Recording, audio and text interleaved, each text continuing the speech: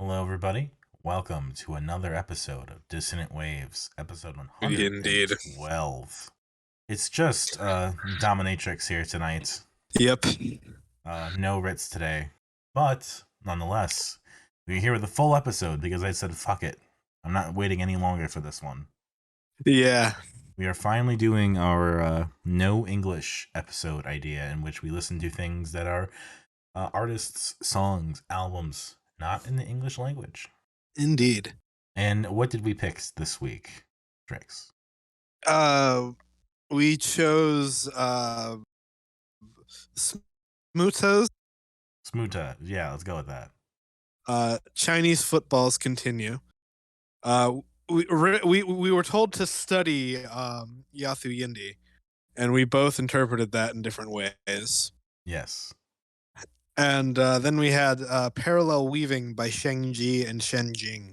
And as far as Smuta goes, the English translation is roughly, the album is called Drunk Warsong, and Smuta, more literally in English, is Distemper. Mm-hmm.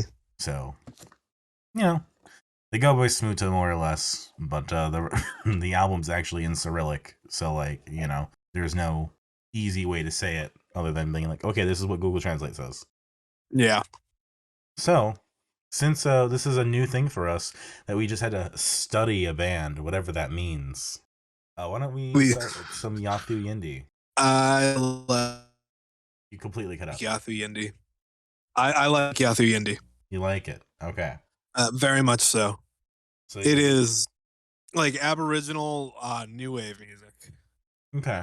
So, a little funky too. Yeah. So this is a band that came about in the mid to late 80s in Australia, coming from the Yolngu homelands in Northern Territory. There was like the white part of the band, they were called Swamp Jockeys, and then there was the Aboriginal native part of the band that didn't really have a name, and then they kind of met up at one point and slowly kind of became a full band in which people kind of came, and you know, different people on different albums. It was a collective more than just a band of like 6, 7, 4, 3 people. Gotcha. So, you know, they had a number of albums. They had 6. They had an EP, some compilations, things like that. Mostly active through the 90s and the 2000s, but let's say their golden days were in the early 90s. But I did not listen to any of it because that was not part of the assignment in my interpretation. And I just listened to like the top 10 songs on YouTube Music. So what'd you listen to? I listened to, let me pull up the list I was actually just listening to. Treaty. Which one? Is the one off of Tribal Voice. There's a remix on there, or is it just the regular Treaty? Just the original. Okay. Japana. Okay. The radio mix of that. My Kind of Life. Treaty, the radio mix. Tribal Voice. Mainstream. Young New Boy. Yermala, and Timeless Land. Okay. So, as far as I know, like, their most famous song is like one of the most famous songs is the Filthy Lucre remix of Treaty, which was like a dance remix kind of thing that like when they put Treaty out, it wasn't like a big hit or anything. So then it got picked up and redone as like a dance mix, and it became a lot more popular that way and kind of reached its market through that difference, I guess. Gotcha. And that song specifically was about the Australian Prime Minister at the time. Oh, what's his name? I have it written down. Bob Hawke. And he came to the Northern Territories and met with them in in '88, and was like, "Yeah, we'll do a treaty. We'll settle things." And he wanted to like unite the quote unquote black and white parts of Australia. Yeah. But by 1990, it didn't happen. So eventually Yothu Yindi wrote a song about it, and Treaty eventually became one of their biggest, most well-known songs after that. So inherently a very political, as expected, band. Yeah. And it's been a song that they've revisited time and time again. And there's Treaty 98, Treaty 18, because it's a topic that is, you know, perennial. It's always there. It's always going to be there, it seems. Yeah. What did you like about them? Since I didn't listen, can you describe them to me? It felt like this is gonna sound like a mess of words. For some reason I feel, but it felt like tuned back Oingo Boingo Okay. with didgeridoo. Would you compare it much to King Stingray, since that is kind of a modern offshoot of Yothu Yindi? Not really, because Okay. King Stingray has like more of a garagey feel to them, whereas this feels like very poppy, very produced. So like high production, all that kind of thing. Yeah. Let's see, what else have I written here? Like they have like the Yothu Yindi Foundation trying to promote like Yongu cultural development. Various people who've been involved in the band have been like tribal leaders and things like that. A couple of them have won like Australian of the Year through their work with Gotcha. with indigenous people, and also their work in the band. Made up, like for at least a number of them, like this was like their thing, but also some of them, were like principals and like people that were important in the community. So it was kind of interesting, like Yeah. it was taken this seriously and then somehow became like this big thing, which is cool, which is unique, you know. Like they're wanting to be a force for indigenous rights also led them to be very successful with like just music in general. Yeah. And they've been to the UN, they've been to like the Sydney Olympics, so they've really had their moment and like done a lot of stuff. And I would imagine to this day is just kind of remembered as this band that kind of like united people and probably did a lot of the things that I think a lot of American bands wish they could have done in the 80s and 90s. Definitely. Like I feel like this is the kind of thing that We Are the World wanted to be, or whatever Bono wants to do, Yeah. but like actual and sincere and creating music that people enjoy. I'm trying to remember. Yeah, I was trying to think through if there was a song, but I was just thinking about Rocky Four. Okay. My bad. What about Rocky Four made you think of? Uh, well, there's that speech at the end of Rocky Four after the fight. I haven't actually seen Rocky Four. I'm gonna be honest, but I've seen the speech, and it's like a speech that Stallone is giving earnestly about ending the Cold War, and so it's like Rocky trying to single-handedly end the Cold War. Fair enough. He takes on the big Russian, and they have their Yeah, fight and all that. Bring the yeah, Cold War to the ring. yeah, that was my my confusion there, because I also there's also the podcast Winds of Change, which was about, I believe, the Poison song Winds of Change, that I band is completely wrong now that I think about it. I have no idea who did it, but yeah, and just who wrote it, and did, Let's like, take a look. because the whole thing is like, did the CIA actually write that song? Scorpions. It was. Did I say Scorpions? You said No, I Poison. said Poison. Close enough. So why do people believe that the CIA wrote the song? Uh, well, it was this whole podcast thread about. I didn't finish listening to it. I'm going to be honest. It was just kind of like the hook, and like they had the CIA guy on the phone, and like you just hear the guy's reaction, and it's like, yeah, we can't speak about that sort of thing. It's Sure. just interesting. I have to finish listening to that. Interesting. Crazy world.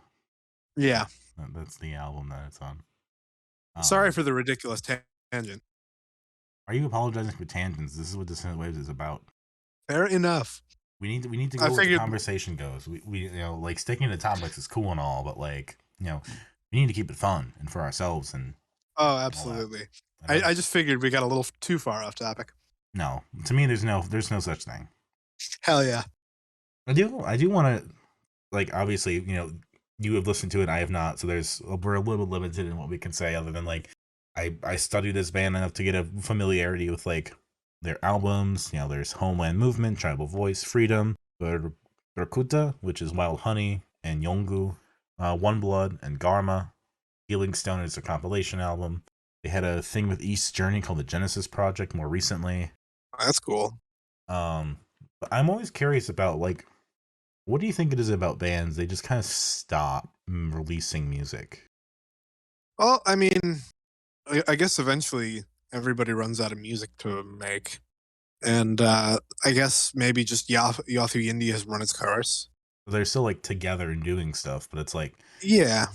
I guess I get bored playing the same stuff over and over.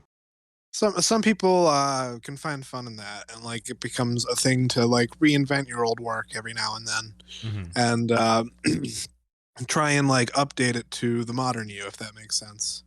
Sure. I guess I just imagine with so many members because there's been like a ton of members. Yeah, that's fair. There's at least like 20 on this Wikipedia page. You'd think that, or then like with King Stingray in the mix too. Like there's a new generation of musicians there who it being a fluid collective could kind of push things a little forward. Yeah, But they're doing what they want to do, and that is the best I guess that we can ask for at this point. I just find it definitely. interesting. It's like it's kind of like the Fleetwood Mac thing of like, are you just gonna go around and just go based off your old work? Like I don't know. Yeah, I enjoyed them. I'll say that much. Did you enjoy them more than Tism? Hmm. I this is gonna sound weird, but there's no Tism songs on my new wave playlist. But I'd probably throw a Yathu Yindi on there. But I don't think Yathu Yindi is overall better than Tism. Interesting, different vibe. If yeah, if that makes any sense at all. I'm sure it'll make sense to somebody. Yeah, But I would like to. So I would like to actually do an album or two eventually. definitely. Like it'll just be something we do maybe next year or something. I like kind of getting a surface level kind of like study, deep dive into like this is what they've done, this is who they are, kind of thing is cool. But like, only so much you can say when you're not even sure you're supposed to listen to anything or not. Yeah, definitely. That you probably should have listened to it. Yeah, I was busy this week. I listened to the main stuff. Fair enough. As I said, I only listened to like the last 10 songs, and that was like as you were drying off from getting out of the shower. Yeah, you've listened to everything like in the last 3 hours, Yeah, which I give you credit for. That's pretty intense. it's basically what I do every week. I'm not even gonna lie. Some people plan their whole week around it, and some people do it in 3 hours. That's fine. Yeah, different listening approaches. It depends on it depends on what it is. Like I was listening to Uranium Club in Mount Eddie throughout the week, Yeah, I'm but glad. like yeah, but like I this is like this, especially when we get to like Smuta. Smuta was work. I'm not even gonna lie. Sure, we can go over that to next if you want to. What is your highlights from Yothu Yindi? Uh, that second song I listened to, which was named Hold Up, Japana. I Okay, don't know if I'm saying that right. I'm probably not. it's Yongu, so I don't exactly know the pronunciation. So, Yeah, it's Djapana. Japana. well, as I pointed I, out in I the go ahead. I was just gonna say I have no idea, and I know I'm pronouncing it wrong. I was gonna point out, like I said in the Porcupine Tree episode, Yothu Yindi is Yongu for child and mother, and that made me think about Porcupine Tree song, Mother and Child Uh, Divided. yeah, I can see that. But yeah. So let's talk about your beef with Smuta. I don't like the American versions of these albums of this album, like the and like what? so like every fucking like third rate Dragon Force ripoff, you know, Can you be more specific? like there's this specific era of like 2015 metal that's like Whitechapel, and like it's this specific flavor of metal that's like kind of modern sounding, but now like you can definitely like place it in like, oh yeah, this was the 2015 era, and it's like Okay. it sounds specifically really like that, and I didn't don't like the American version of that, and so like this is just like, oh, now I can hate other cultures for the same thing. Well, Smuta's album, it's in Cyrillic, so I was gonna say "Drunken Warsong" is a 2008 album, their second. And they are, heathen pagans. They take the whole thing seriously, and that's cool. And they are into Russian history, and really embraced like kind of doing an alternative culture thing, which I do appreciate. I can only like I was looking online where to find this. It was on YouTube Music. It was on YouTube Music for me. Okay. Because I didn't see it. I was looking on a friend's thing. I don't know if he was looking at just YouTube or YouTube Music or what, but I couldn't find it there. They have a Bandcamp. It's not on their Bandcamp, but it was on Spotify. But I have the CD.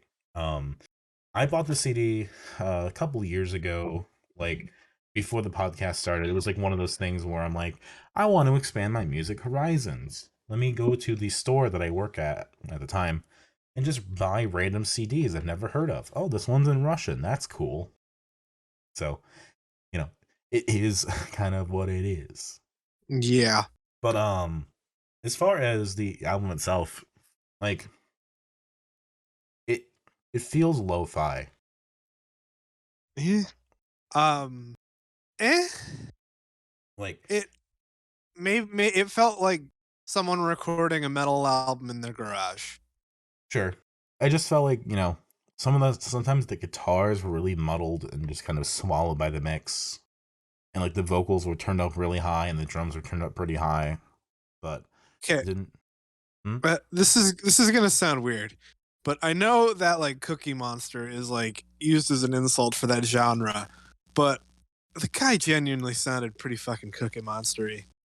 And this is folk pagan metal, so I guess it's not the most surprising thing in the world that when they go for the harsh guttural fry vocals, it can go pretty intensely in that direction. Yeah. I mean, granted, it's in Russian, so you have no idea what's being said. But like, Yeah. how did you feel about the weird kind of like the clear trying to do like a dynamic thing of having the traditional like Russian lady and then like the guy doing the thing? Because it was a That very first weird dynamic. that I kind of liked that dynamic. I feel like that kind of like weird Russian traditional aspect to it was like my favorite part, and I wish they leaned more into it. Yeah, because it's like you have the gutturalness, and then you have this woman doing it, and like what do you think it was like traditional Yeah. Russian? It's like okay, they're going for like multi vocals and like having this huge span of you know separatedness or dissonance, I guess. And Yeah. I don't know if I liked it as much as you did, but it was still interesting, and that like I never really heard a band do something like that. Yeah, that's Um, fair. I guess I It thought was it was all right, I guess. like a lot of the I songs, they are what they are. They kind of blended together. They were not like the most standout. I kind of wish they were a bit more ambitious mhm. because like I didn't even really get like a folksy kind of influence. Like yes, the traditional Russian vocals were there. You had some pan flute or like flute or whatever, but the only Yeah. song that really definitely felt like it was the last one, which is like a weird like fluty, dancey kind of like Zelda song at the end of everything. Yeah. Like it's not really even metal. It's just kind of like a like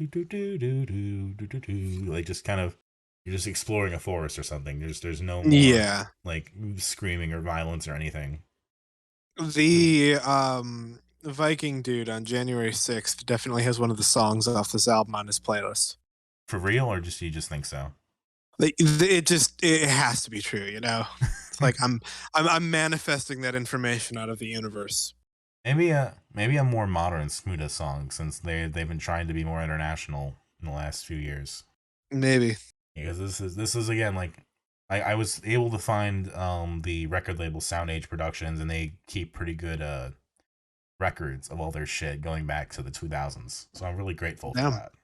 But that's like pretty cool. yeah, like doing the research on this band just to make sure they weren't like weird and I don't know controversial in a bad way was Hmm. just I felt necessary just because like it's Russia and we're in a it's the world is having a tough time right now with the Ukraine war and everything. Hmm. So it's like I don't really want to like do a Russian like super ultra nationalist band or anything like that. I just realized that on YouTube Music there are two versions of the album, Oh and God, the songs are in a different order. I wonder what the other order is about. So the one I listened to had the it looks like an upside down H, a Y, the fancy X, the O, and the backwards N. That was first. That was number 9. I'm just going on that. That's the Oh, easiest different track I can peg out. that's number 6 for me. Okay, so yeah, I listened to a different version. So I was confused what you said by the pipes on it. Number 9 for me is the one that's like 3 EM. Yeah, I'm on that version right now. I see. Is that on the other one at all? It is. It is. It's Okay. track 4. Oh, interesting. Okay. Track 1 for me is the one that starts with the letter B, which is track 4 for you. Which is in English apparently translates to the land of native gods. So we listened to different versions of this album without realizing it. And I think that might partially be why I don't like it as much as you do. I'm not gonna say I like love it or anything. It was more of an interesting experiment, and like I have this album that is weird that I have nothing else to relate to it, and I want to put it on the podcast come hell or high water eventually. Fair enough. So I've sat on it for 2 years waiting for this episode to pop up. I'm gonna just post my track listing in the chat, and then the other one. Which one was the one that looks like No Bone Hawin? No Bone Howin, that Yeah. was 6. Interesting. That was 8 for me. Oh yeah, the long ones came first. And then I'm posting the actual one. Yeah, that's weird. I would love to know what, like, because this wasn't on like the website or anything. I didn't know about this at all. One second. No. This was just me noticing, like, when you said the last song had flute on it, and I'm like, I don't fucking remember any flute, but I'm not going to say anything. Oh, well, my CD is fallen. I can't grab it right now. But, Rip. yeah. Well, this is one of those things where you just find out new information as it happens live on air. Yeah. Like that's the thing is like some of these albums and like things like there's all these subcultures of music that are so isolated and that you're not gonna like really find out and find proper documentation or research about them until you just stumble upon it. Yeah. So I feel like this is kind of reminiscent of some of the shit we've gone through before with like, oh, that James Cherry EP that we could find track here, a track there. Definitely. Or like I remember there was one album that was really crazy with how different it was, like on the YouTube version or something like that. Well, I mean, there was offline and online. Right, but I made note of that for JPEG. Mm-hmm. Or there was the sequencing version of Black Moses. Yeah. That was wild. That definitely was wild. Because wasn't it like originally on one of those ready automatic disc player discs? Well, yeah, it was like a jukebox thing where they would play like side 1 and then side 3 and then side 2 and side 4. Yeah. And so then it got A, B, C, D, and when it should have been A, C, E, B, D, F. Yeah, something like that. Mm-hmm. Let's see, is there anything else I really want to say about from my research? It looks like a band that kind of came up a bunch when I was doing research. It was Weedian. That was a similar Weedian. Weedian is actually good, and I have listened to Weedian. Weedian is a sleep reference. I figured. Dope yes. smoker specifically. That's probably where it sounded familiar. Would you say Yes. Weedian is kind of similar in some ways? Weedian is more doomy and better. Okay. I'm guessing this doesn't rank up to any of your Doom picks. Oh no, it's totally different category and like not my flavor of metal. Better or worse than Motionless in White, I guess is the question then. On par. Oh God. Both are kind of like equally bad for me. Like it's just this sounds generic of this subgenre. Interesting. I guess you got to approach every subgenre eventually in some way. Yeah. I guess I wish it was better, but like I grabbed a CD off a shelf. You kind of spin the dice sometimes. Throw the dice. Yeah, I understand that. It's just it took me a while to find my favorite subgenre of metal because I'm gonna be honest, a lot of metal I can't actually do, but like I love doom metal for some reason. Fair enough. Okay, so with it being that much of a train wreck, favorites and least favorites. Favorites is gonna be track 4 on yours, the one that starts with the B. Okay.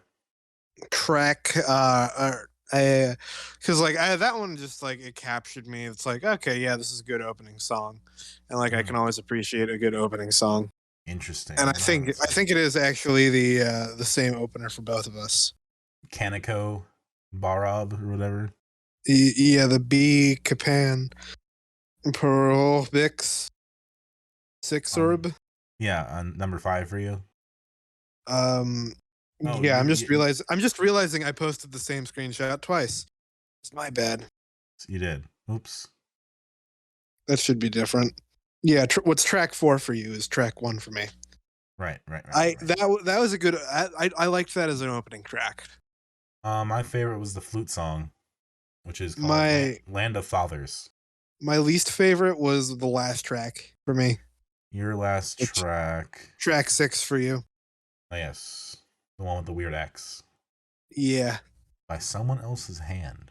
Um, I guess I was also kind of interested in the other weird one that was like a minute and a half. That was like an organ piece. No Mopo. Yeah, that was kind of cool. I do kind of dig that. Yeah. My least favorite was probably track 3 or 4 for me. One of the ones that had the dynamic singing on it. I just remember it wasn't as good as the other ones. So whichever one that was. Fair enough. I'm practicing a lot with my handwriting this week. I've been doing a lot of Cyrillic and like Chinese. Damn, For my dude. notes. You know, trying to accurately redo what the actual characters are. Um, Soon you're going to be speaking multiple languages. let's not go that far. I mean, I can read French. So, Parlez-vous français? yes, yes, yes. We.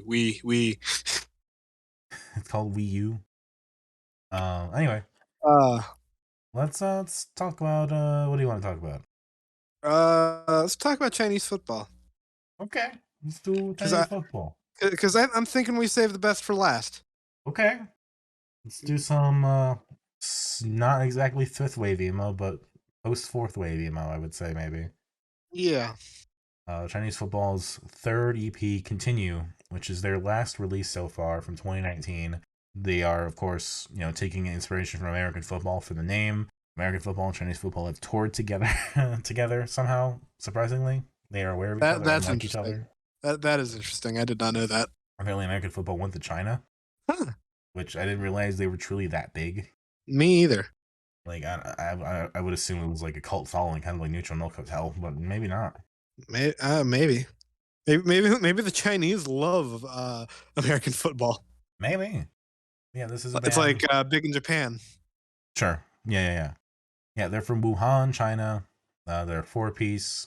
Uh, they have been, active on Twitter here and there, saying they've been recording a new album. So I'm excited to see if that comes out. Yeah.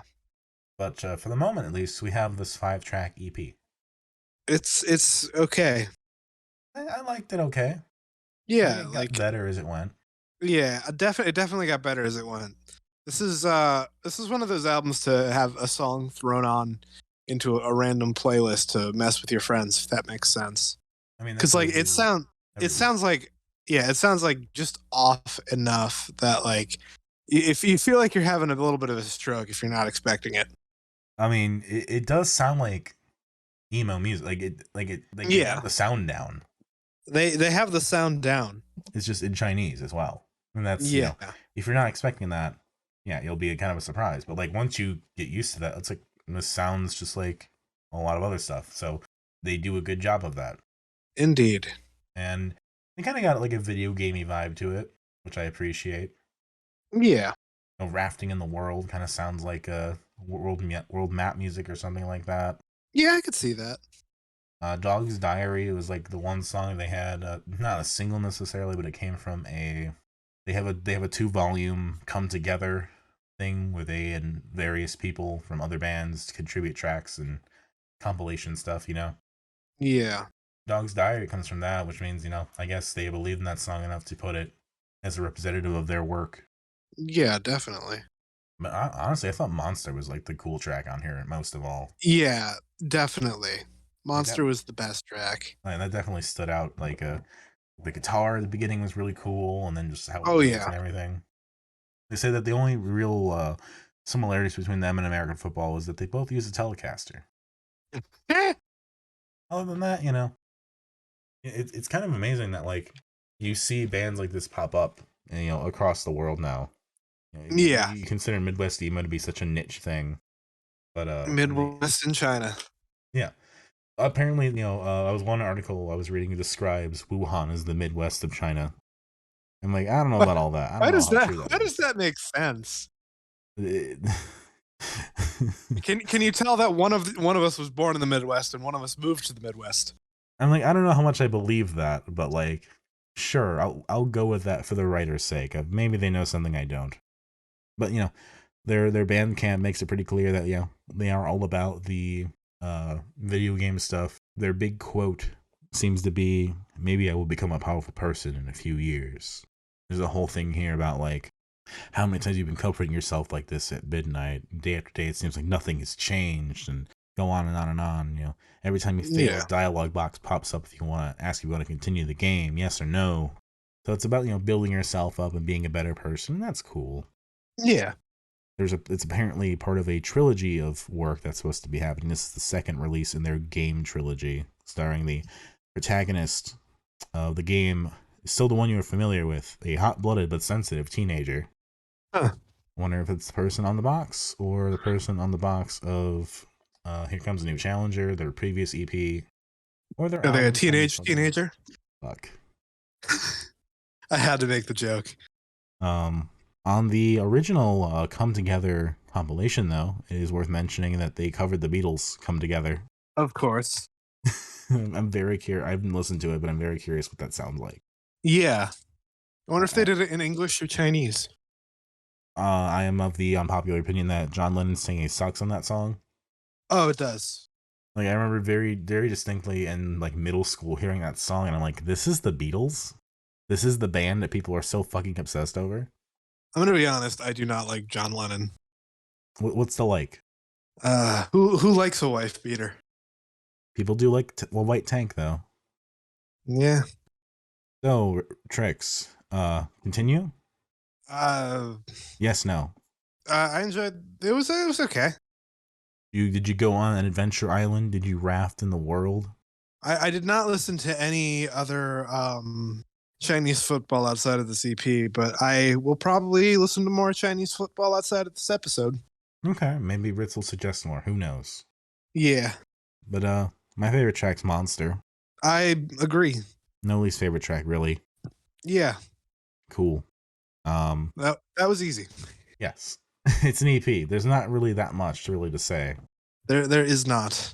However, now we come to our last thing of this week. We didn't really discuss. Did I say in the beginning what we're doing? Can't remember anymore. Uh, the Sheng Jie, Sheng. I Oh, can't. I you don't have said it it. in front That's of me. why you said it. Yeah, I That's said it. easy. Yes, Sheng Jie and Sheng Jing and Sheng Jie parallel weaving. Yes. I thought this was a very interesting thing because this is a collaboration between two artists, one who's based in London, one who's based in Beijing. They are friends. One of them is Sheng Jing is named Shengi. That's her like name, like her actual like the name she goes by usually in musician circles. Gotcha. And then Shen Jing goes by Gogoj. Mm. So I don't know if that's easier to pronounce or remember, but Gogoj and Shengi. I'm just going to speak to them as one unit and just refer to it as the band. Sure. But But keep in mind this was the cello was recorded first and then it was handed off for the percussion. yeah, it sounds like that kind of. I can see that. Yes. I just I love this album. It's noise, ambience, it's avant-garde. Yeah. Like I needed this in my life sooner. Fair. It's like a whole album of like pre-Swiss or Swallow Donkey's Eye almost in a way. Yeah. Like you're I can going into definitely this see that. you're going into this with just like abstract. It's you have electric cello, you have a lot of percussion, and it's just what's the word I'm looking for? It's spontaneous, Yeah. improvisational. So it's Yeah. not really like anything else we've really covered before. No. So I'm happy you chose something like this. I think the closest thing we've covered to it in the past is Witch Egg. I was gonna say that, yes. Or in some ways, maybe like the caretaker. Maybe. Yeah, I can see the caretaker. It definitely feels like a deconstruction of like jazz as an idea, if that makes sense. Explain, please. Like I feel like it breaks down the idea of improvisation and just absolutely turns it up to 11 and fucks with it. In some ways, I'm like, I feel like is the amount of work fair for one person to do the electric cello and the other person to just like attack it with like as much percussion as possible? I have a feeling that he wasn't told specifically to do that, but he heard the cello and was like, I need to do this. And like I feel like that's more of like a conscious decision you make after hearing something before just being like, all right, I'm gonna just put a shitload of percussion on this because I was told to, you know? Yeah, worth noting they are both women. Yeah. Yeah, But like yeah, I just feel like the cello does get there, especially in like track 4. But like yeah, I feel like a lot of the beginning of the album is carried by just how intense the percussion gets. definitely. Like I feel like that's where a lot of like the spirit of the album comes out.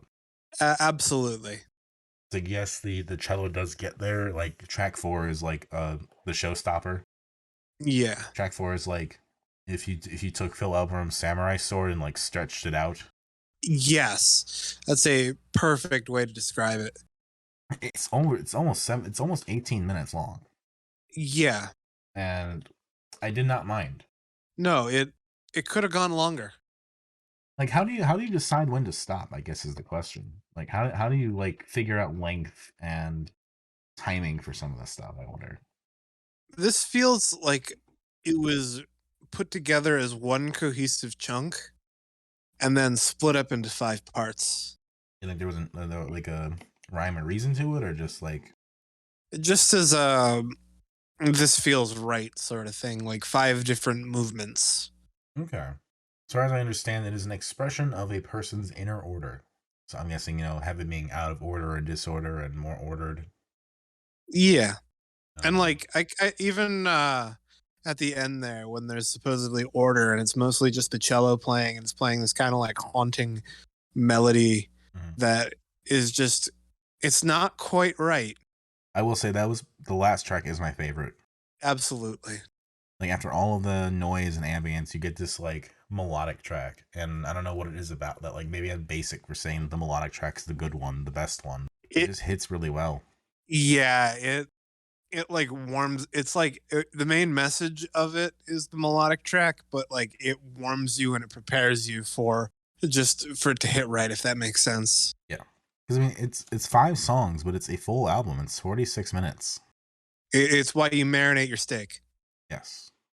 if that makes any sense at all. Yeah, like structurally, you got like the prologue track, track 1, that's 2 minutes. Then you got the main first movement, and it's 15. Third track's kind of a bridge, like it's its own thing, but not as quite as developed as the others.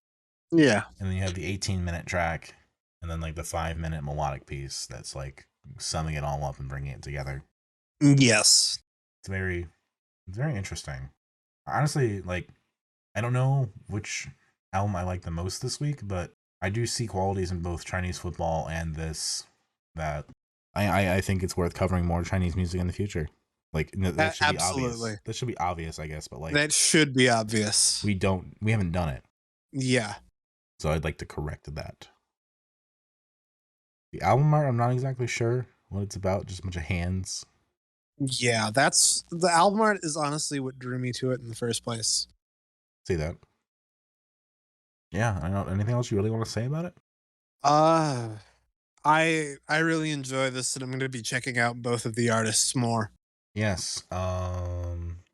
Gogo's just released another album called Ear Entropy this year, and then Cool. had an album called Of a Parody that came out, I think, in 2020.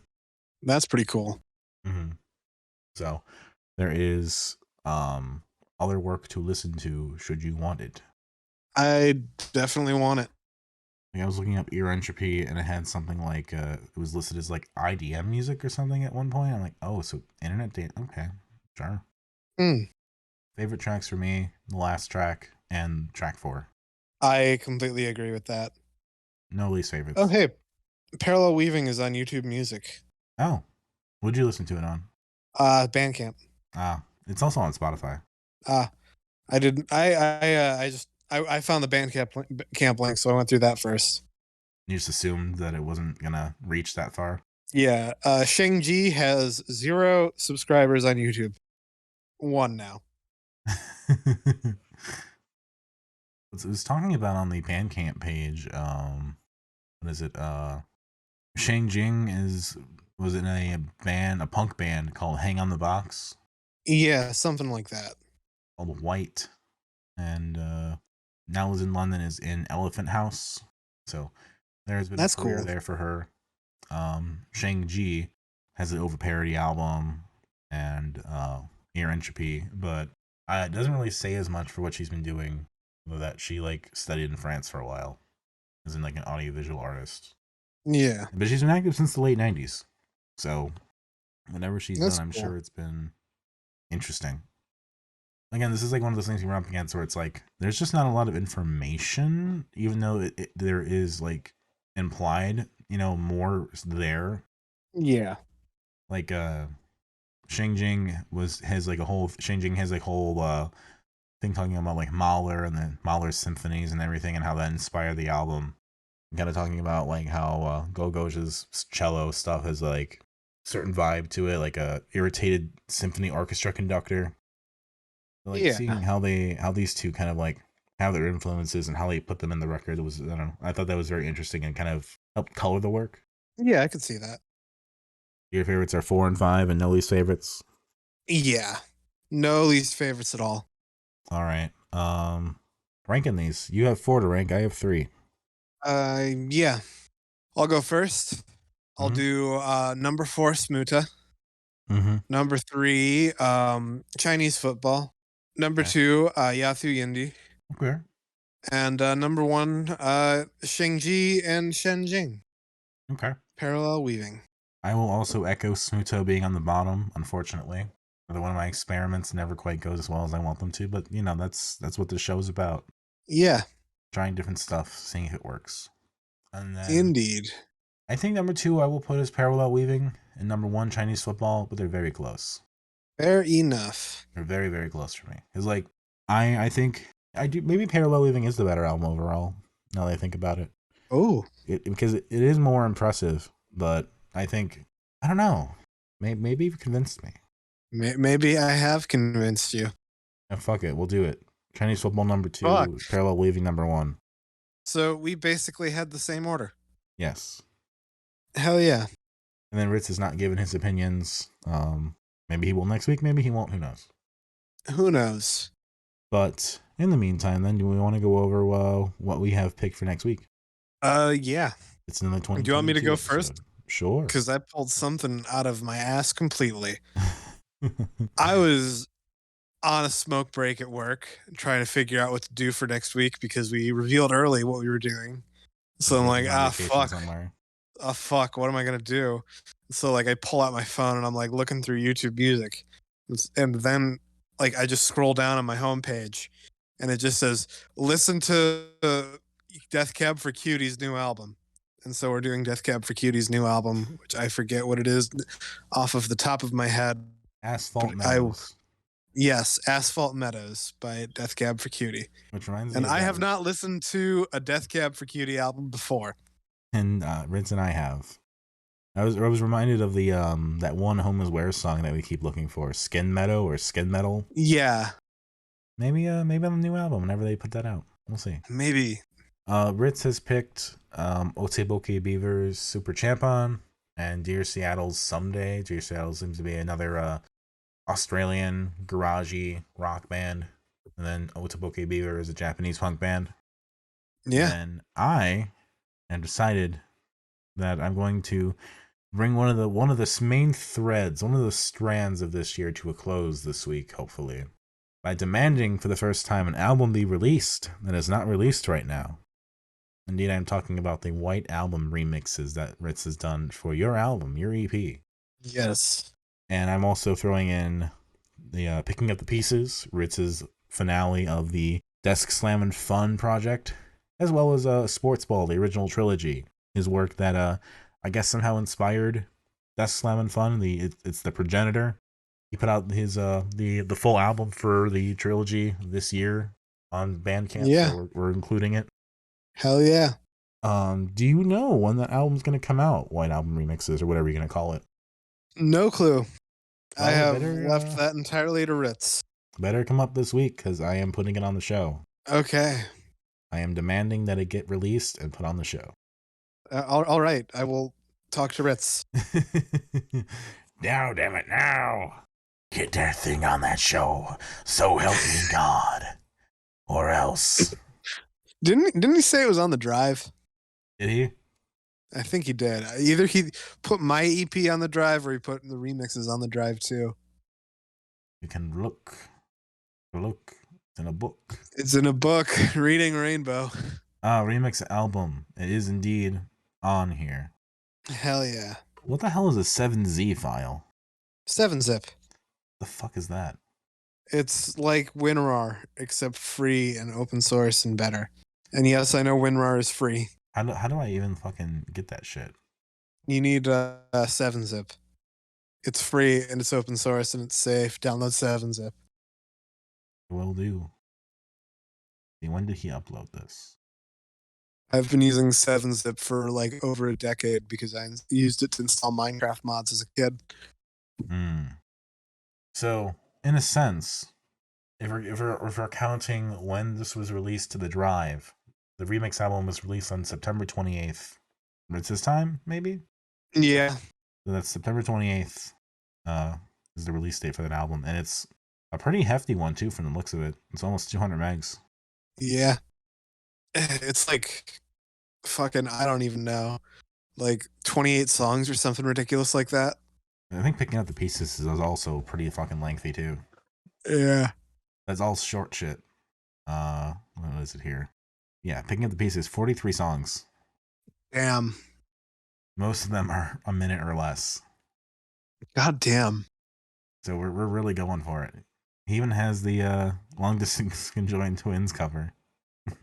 Yeah. Hell yeah.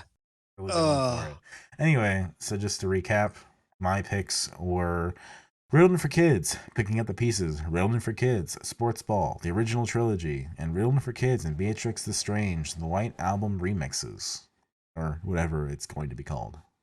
Yes. Trix picked Death Cab for Cutie's Asphalt Meadows. And indeed. Ritz picked Otoboke Beaver's Super Champon and Dear Seattle's Someday. Hell yeah. With that in mind, I've been Dominic. You can catch me online at DACICHOCKI on Twitter. I have a YouTube channel, Dominic Chikoki. My short film beat is on there. If you want to check that out, the student film, be nice about it. It's there. I'm also sometimes on the Games My Mom Found podcast, a episode 1 up talking about something. What was it? Radical Dreamers. Yeah, that one's up now. Yeah. Check that out if you want. Ritz isn't here, so he's not going to plug his shit. I have been link below. I have been Trix. You can catch me on Twitter at procrastinaut_. It's like procrastinating astronaut and then an underscore at the end of it. I have some other YouTube shit and whatnot that'll be in the description. And also buy our merch off of Redbubble, link below. Check out our website, dissonantwaves.space, and our YouTube channel, which you're actually probably watching this on right now. But if you're not, please do. Indeed. Sign us out.